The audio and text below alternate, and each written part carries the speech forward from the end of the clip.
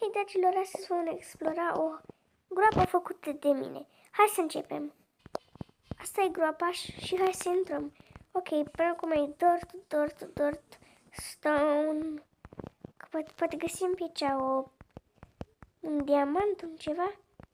Ce e asta? Ce e aici? Bine, o să explorăm șorțul următor. Hai să vedem următoarele chestii. Ok, nimic, dirt. Coal. Uitați aici, am găsit coal. Ce mă? Am găsit aur și diamante. Challenge-ul de azi e completat. Am găsit aur și diamante.